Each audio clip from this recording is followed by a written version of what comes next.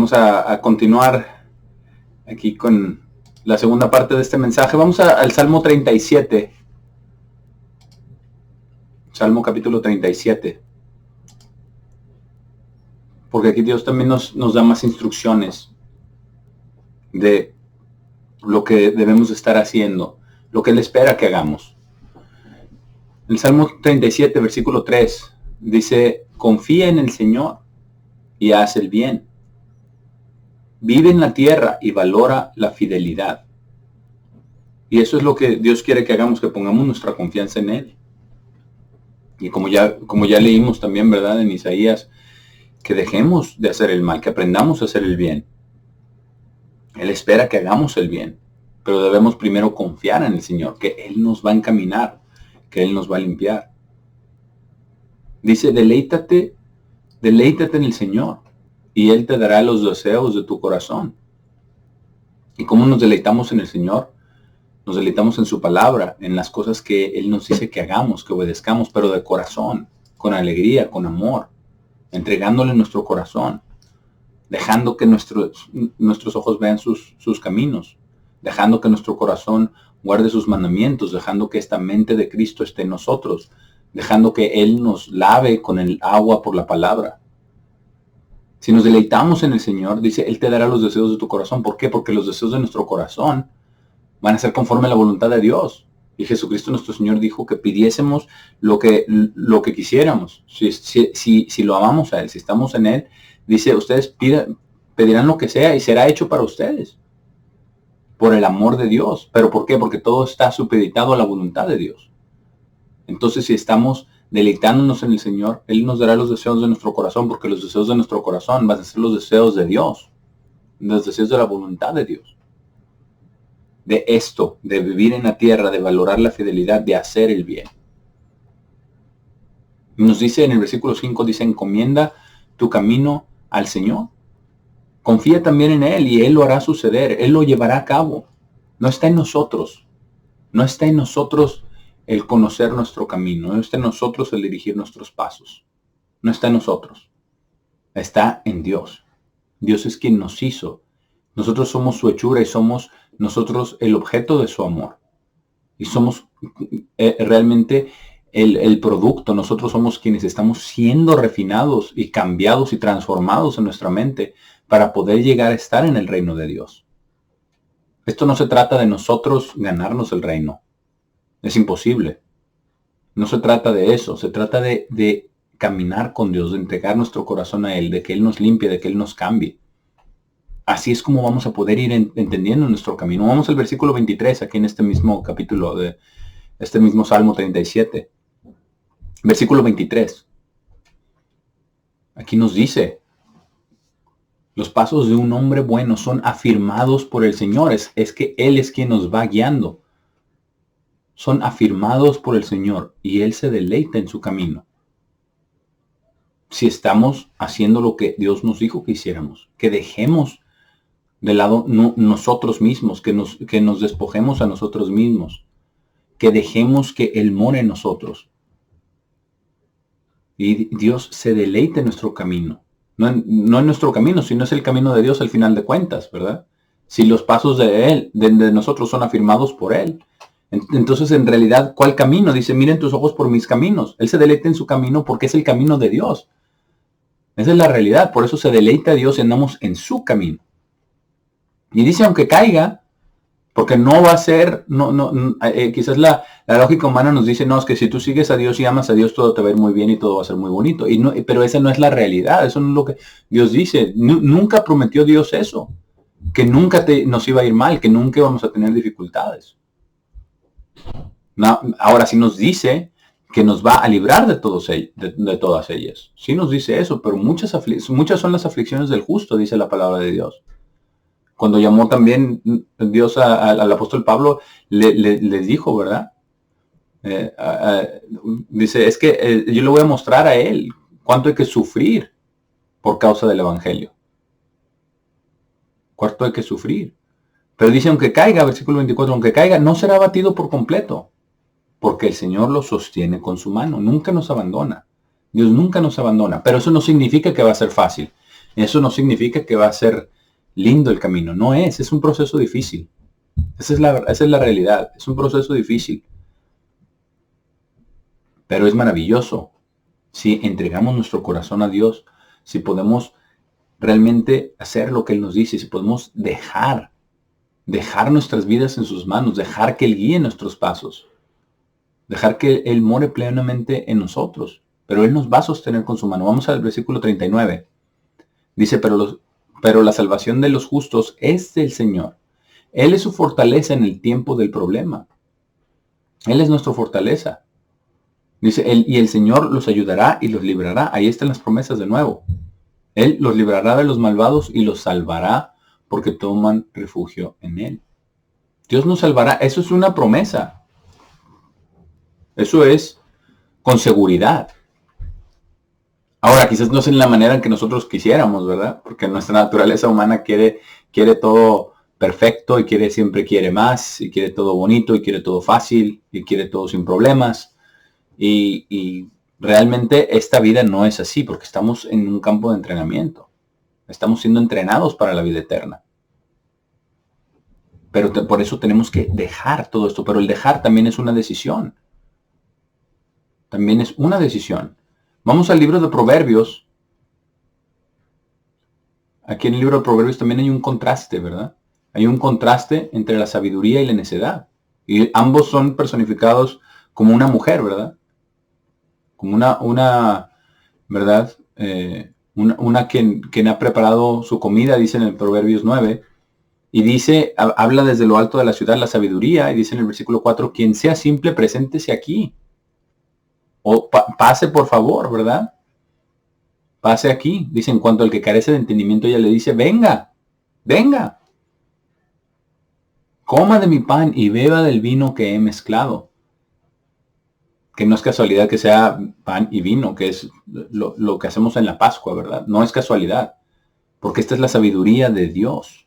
La sabiduría dice, nos va a llevar a Él, nos va a llevar a comer de ese pan y beber de ese vino, no solamente físico en la ceremonia de la Pascua, simbólico, sino también al verdadero pan de vida, a Cristo mismo.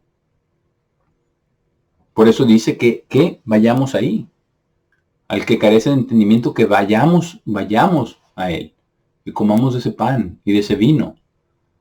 Ahora en el versículo 16 tenemos el contraste, ¿verdad? Tenemos el contraste de la mujer insensata, la mujer necia. Dice, quien quiera que sea inconsciente, preséntese aquí. Pase por aquí. Dice, y a uno carente de entendimiento ella le dice, aguas robadas son dulces y pan comido en secreto es placentero. Y comparemos, dice, pan y pan. Parece sustancioso, parece que te llena, pero no te llena. Dice, las aguas robadas son dulces. Y el pan comido en secreto es placentero, pero no llena. Te deja más vacío y más quebrantado que antes. Dice, pero él no sabe que los muertos están ahí. Sus invitados están en las profundidades de la tumba. En las profundidades. Ese es el contraste. ¿Qué vamos a dejar? ¿Nos vamos a dejar guiar por Dios? ¿Por la sabiduría? ¿O nos vamos a dejar llevar por nuestra propia insensatez, que esa viene automática con nuestra naturaleza humana? ¿Vamos a irnos tras las aguas robadas y tras el pan comido en secreto? ¿O vamos a venir a Dios? Esa es la decisión que tenemos que tomar. Porque el dejar implica acción, implica cooperación, implica hacer algo, el dejar. Vamos al Salmo 50. Salmo 50, que es específico para nosotros, que hemos sido llamados, y también para el mundo, aunque también para toda la iglesia. Pero en el Salmo 50, versículo 14, dice lo que tenemos que hacer. Dice, ofrezcan a Dios acción de gracias y paguen sus votos al Altísimo. Ese voto que hicimos en el bautismo, de que nunca nos íbamos a apartar, de que íbamos a dar nuestra vida si era necesario. Eso es lo que estamos a punto de volver a renovar, ¿verdad? Es como un contrato, es un contrato, como cuando uno firma un contrato, ¿verdad? Por ejemplo, de rentar algún lugar, se firma el contrato, pero se vence el contrato y se tiene que volver a firmar, y se tiene que volver a firmar. Y ahora nosotros hemos hecho el pacto al bautismo, pero se tiene que renovar ese pacto cada año. al tomar la Pascua, ¿verdad? Al comer el pan y tomar el vino. Y ese es un voto que hemos hecho, que nunca vamos a dejar a Dios, y que si es necesario dar nuestra vida, la damos. Y si es necesario dar nuestra vida, porque al dejar nosotros, al despojarnos de nosotros mismos, al negarnos a nosotros mismos, estamos dejando nuestra vida, estamos dejando nuestras ideas y nuestros complejos y nuestros problemas y todo lo estamos dejando en las manos de Dios. Tenemos que dejarlo. Tenemos que hacerlo a un lado. Pero tenemos que pagar nuestros votos al Altísimo. Dice, e invóquenme en el día del problema y los salvaré, y ustedes me honrarán. Vamos ahora al Salmo 101. Salmo 101, versículo 1. Porque David, un hombre conforme al corazón de Dios, el rey David, entendió todo esto y escribió al respecto. Y esto es cuando él entregó a Dios su corazón de una manera tan especial que se menciona muchísimas veces en la Biblia, todo, y muchos años después, muchas décadas después de su muerte, ¿verdad? También Dios lo sigue mencionando en su palabra con respecto a los otros reyes, ¿verdad? Pero por amor a mi siervo David, toda la paciencia que le tuvo el pueblo de Israel, el pueblo de Judá, por amor a David su siervo. Y esto es lo que David tenía en su corazón. Salmo 101:1. Cantaré de la misericordia y la justicia. A ti, oh Señor, cantaré alabanza. Y aquí entendió realmente cómo puede un hombre entender sus caminos. Dice, me comportaré sabiamente de manera intachable. Oh, ¿cuándo vendrás a mí? Porque él sabía que si Dios no viene a él, si Dios no viene a morar en él, no se puede ser así. No se puede comportar sabiamente de manera intachable. Dice, oh, ¿cuándo vendrás a mí? Dice, andaré dentro de mi casa con un corazón perfecto, pero solo cuando vengas a mí. Por eso le pregunta, ¿cuándo vendrás a mí? Porque él sabía, es más, lo dijo en el Salmo 16. Salmo 16 y versículo 2. Dice, he dicho al Señor, tú eres mi Señor, no tengo bondad separado de ti. No es posible para él ser perfecto y recto y comportarse con sabiduría y con bondad si Dios no viene a él. Y lo mismo es para nosotros. Dios tiene que venir a morar en nosotros. Dios tiene que venir a morar en nosotros, pero nosotros tenemos que dejarlo. Nosotros tenemos que darle nuestro corazón. Tenemos que dejar que nuestros ojos vean sus caminos, dejar que nuestro corazón guarde sus mandamientos, dejar todas las cosas de nuestras opiniones y de nuestros criterios y de nuestras, de todas las cosas, ¿verdad? Tenemos que dejarlo aparte, tenemos que negarnos a nosotros mismos, tenemos que vaciarnos como Cristo lo hizo para poder dejar que esa mente de Cristo muere en nosotros. Vamos ahora al Salmo 39. Salmo capítulo 39. Porque esto en realidad es un ejemplo. Este salmo es un ejemplo específico de cómo se vive, de cómo se lleva a cabo, de cómo Dios lo va a llevar a cabo en nuestra vida, todo esto. De cómo debemos realmente de dejar todo esto. Dejar que Cristo mora en nosotros. Y dejar que nuestros ojos vean sus caminos y andar por sus mandamientos y amarlo con todo nuestro corazón. Porque esto es un asunto del corazón. Esto es profundísimo. Esto no es lo de afuera. De lo de afuera Dios dice, no vengan con eso. Ya lo leímos en Isaías 11. Dice, a mí no me interesa lo exterior. A mí no me interesa simplemente que hagan las cosas por rutina. Pero cuando tratamos de hacerlos por nuestros propios métodos, cuando no dejamos, terminamos en miseria. Es lo que dice aquí, Salmo 39:1. Este Salmo de David dice, yo dije, prestaré atención a mis caminos para no pecar con mi lengua. Guardaré mi boca con un freno mientras el malvado esté delante de mí. Yo me voy a sujetar a los caminos de Dios. Yo voy a prestar atención a mis caminos para no pecar con mi lengua, ni siquiera con mi lengua. Yo no voy a hacer maldad. Guardaré mi boca con freno mientras el malvado esté delante de mí. Pero vamos a ver lo que sucedió. Dice, llegué a estar mudo, guardando silencio. No dije nada bueno y aún así mi dolor empeoró. Porque muchas veces eso es lo que sucede. Cuando tenemos un dolor, cuando alguien nos hace algo y tenemos un dolor, y nos guardamos todo y no decimos nada y creemos que estamos haciendo el bien, porque él lo pensó. Él pensó que estaba haciendo bien. Voy a guardar mi lengua con freno. Voy a poner mi atención en mis caminos para no pecar con mi lengua. Yo prefiero no decir nada para así ya no peco con mi lengua. Pero dice, aún así mi dolor empeoró. Eso es lo que sucede. Nosotros tenemos que traer las cosas delante de Dios con corazón sincero, que Él tenga todo nuestro corazón. No tratar de poner una fachada y decir que estamos bien o que no tenemos ningún problema o que no nos dolió algo que se nos dijo o que se nos hizo. No, la realidad es que nos dolió y tenemos que traerlo primero delante de Dios para que Él sane nuestras heridas, para que Él nos ayude. Pero también tenemos que ir con nuestro hermano, nuestra hermana, también a decir las cosas, pero con amor, que Dios nos dé la sabiduría, que Dios nos dé la ternura para decir eso con sinceridad y con humildad, dejando nuestro orgullo, dejando nuestra importancia, dejando todo esto. Tenemos que ir a nuestro hermano o nuestra hermana para simplemente decir esto, para no guardarlo, porque nuestro dolor va a empeorar. Y a veces son heridas que se infectan, se llegan a infectar y se llegan a podrir, y a menos que sean abiertas, limpiadas y sanadas correctamente, causan mucho dolor. Causan mucho dolor y puede llegar a crear problemas peores. Pero empieza con nuestra relación con Dios. Pero tenemos que dejar todo eso. Y vamos a ver qué sucedió con David cuando trató de hacerlo de esa manera. Dice, mi corazón, versículo 3, mi corazón estuvo caliente dentro de mí, hervía. Mientras estuve meditando, el fuego quemó. Ya no aguantaba el dolor, ya no aguantaba, empeoró el dolor y después sentía fuego dentro de él. Dice, entonces hablé con mi lengua. No que no iba a hablar. Sí habla, ¿verdad? Habló con su lengua. Pero vino delante de Dios.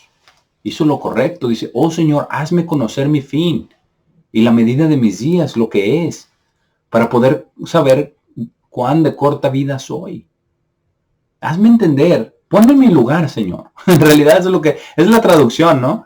Ponme en mi lugar. Señor, hazme conocer mi fin y la medida de mis días, para poder saber cuán de corta vida soy. De aquí has hecho mis días como un palmo y la duración de mis días es como nada delante de ti. Ciertamente, todo hombre en su mejor estado es completamente vanidad. Dice, cuánto más yo, ¿verdad? Que estoy aquí quemado, lleno de ardor y de dolor. Pero en su mejor estado es completamente vanidad y dice Selah. Dice, mediten en esto.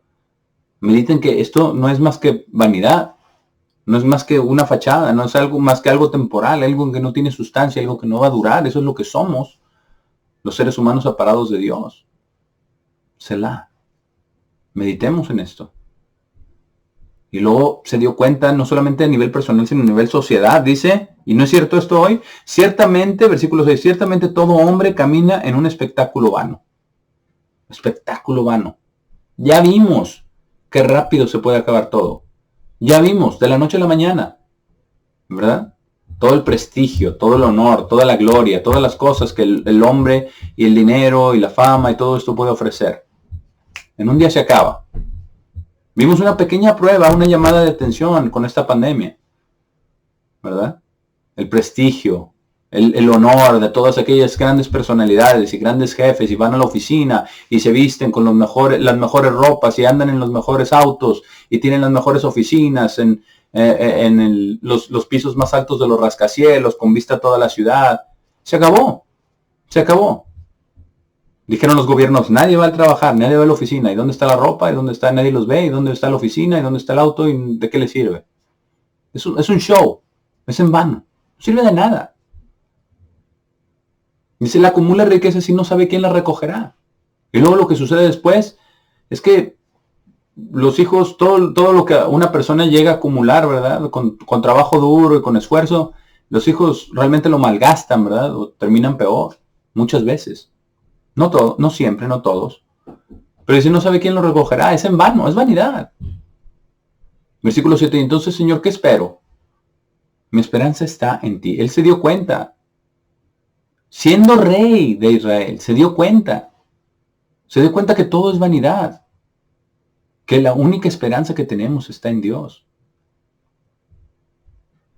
Y entonces le pidió a Dios lo que realmente importa. Dice, líbrame de todas mis transgresiones. Líbrame. Concédeme dejar todas esas transgresiones. No me hagas el reproche del tonto.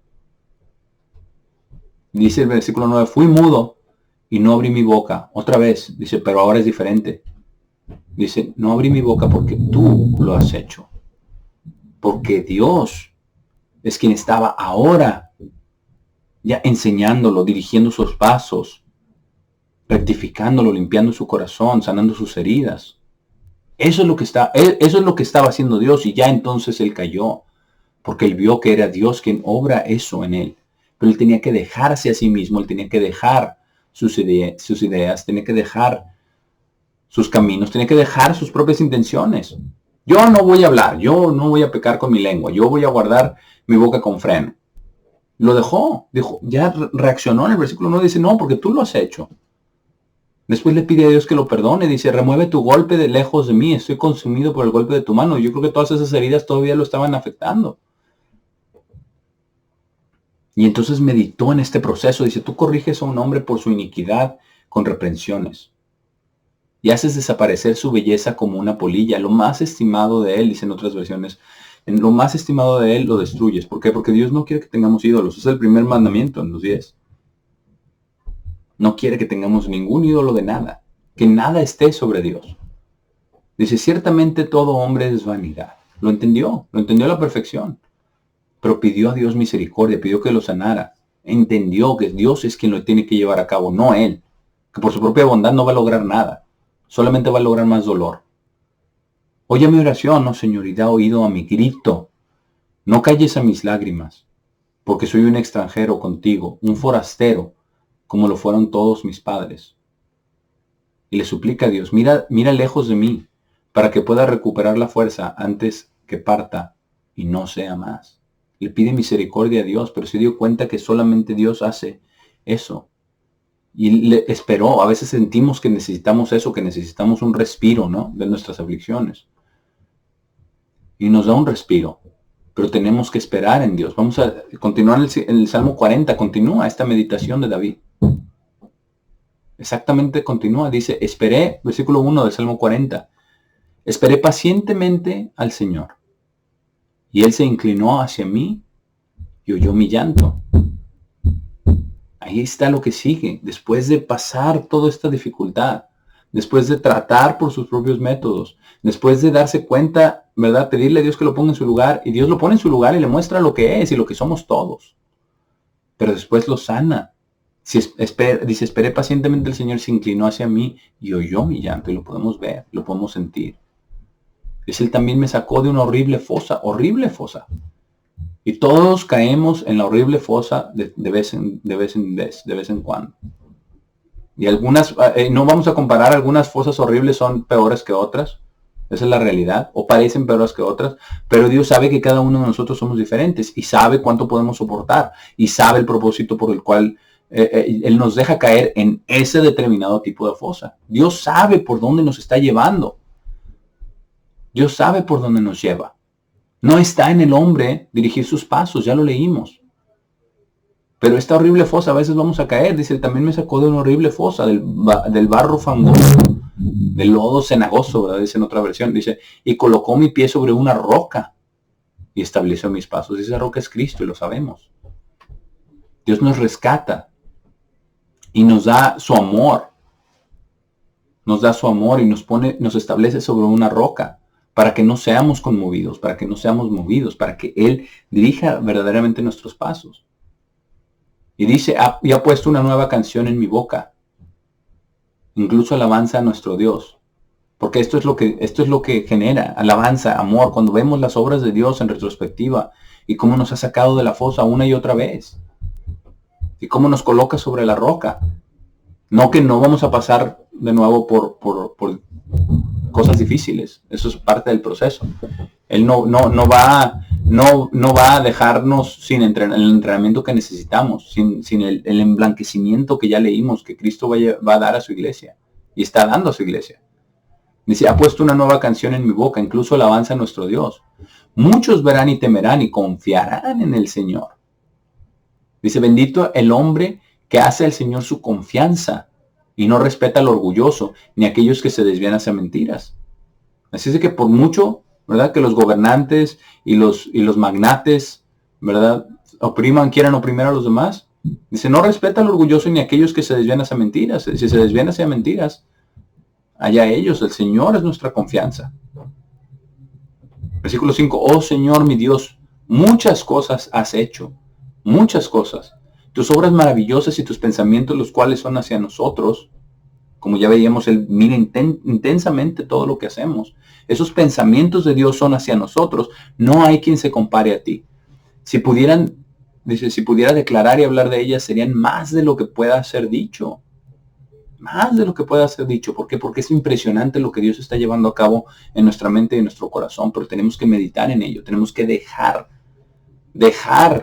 que Dios nos conceda sus pensamientos, que Dios nos conceda su espíritu, nos conceda su amor, que nos limpie, que nos emblanquezca, y dejar nuestro orgullo y dejar nuestras ideas, nuestras opiniones, y acercarnos a Dios y darle nuestro corazón. Pero esto es lo que genera, dice, no hay quien se compare a ti. Si pudiera declarar y hablar de ellas, serían más de lo que pueda ser dicho. Y él entendió de lo que estaba hablando en Isaías 11, entendió eso, aunque obviamente eso ya fue años después, ¿verdad? En el pueblo de Judá, cuando Isaías lo declaró, fue muchos años después de David, pero él ya lo entendía, dice, sacrificio y ofrenda no deseaste, y es exactamente lo que dijo en Isaías, el Eterno. Sacrificio y ofrenda no deseaste. ¿Qué es lo que desea Dios? Mis oídos has abierto. Eso es lo que Dios quiere. Mis oídos has abierto. Holocausto y ofrenda por el pecado no requeriste.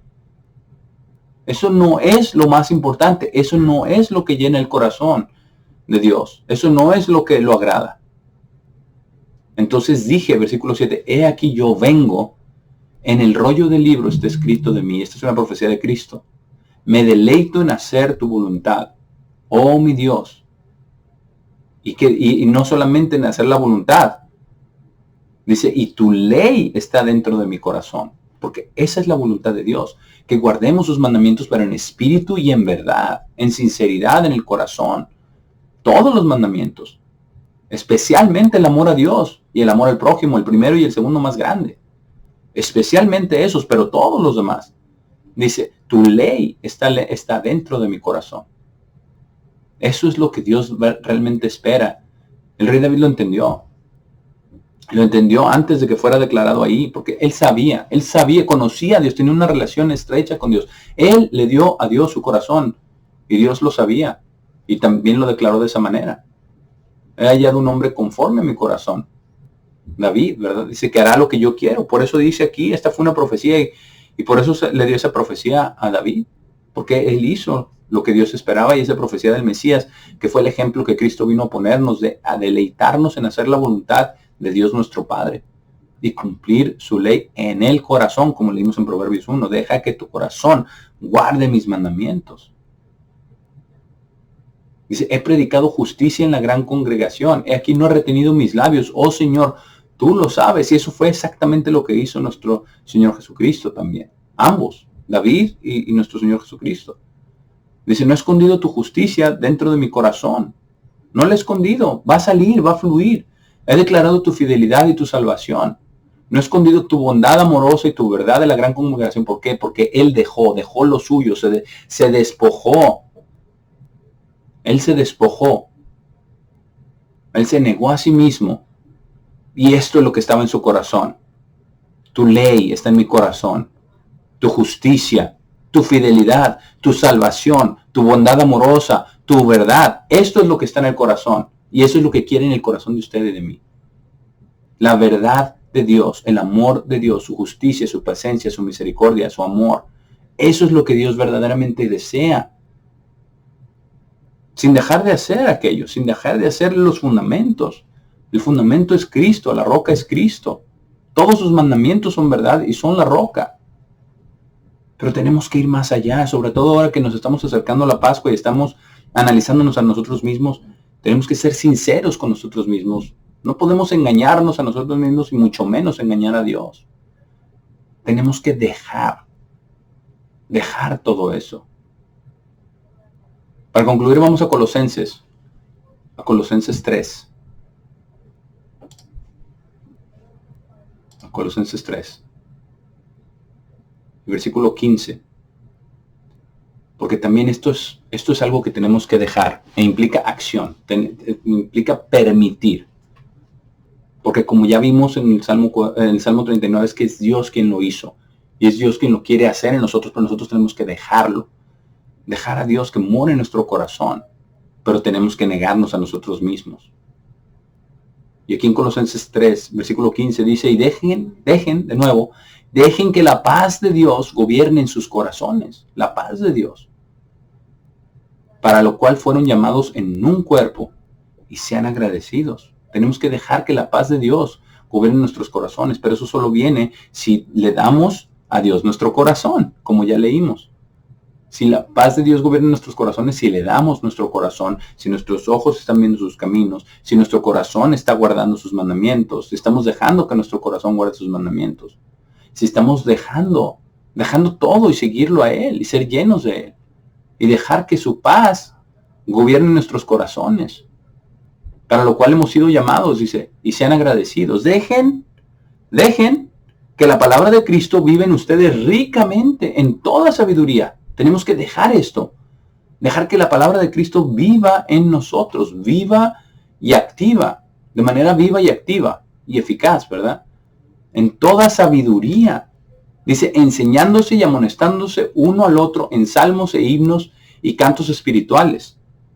Y cantando con gracia en sus corazones al Señor. Y eso realmente es una bendición maravillosa que Dios nos está concediendo. De que todos estemos compartiendo, de que todos estemos enseñándonos y también amonestándonos el uno al otro. Eso también es parte. No es un show, no es por afuera, no es aparentar. Todos cometemos muchos errores, todos pecamos, todos estamos en este camino. Pero lo que tenemos que hacer todos juntos, cada uno en lo individual, es acercarnos a Dios, darle a Él nuestro corazón, ver sus caminos, dejar que nuestros ojos vean sus caminos. Dejar que nuestro corazón guarde sus mandamientos. Dejar que esté en nosotros esa mente de Cristo, que se despojó a sí mismo, y dejar también nosotros negarnos a nosotros mismos. Todo esto se trata de dejar. Y dejar que Cristo viva su palabra en nosotros, todo lo que dice aquí. Dice, y en todo, lo que sea que hagan en palabra o en hecho, háganlo todo en el nombre del Señor Jesús, dando gracias a Dios y Padre por Él.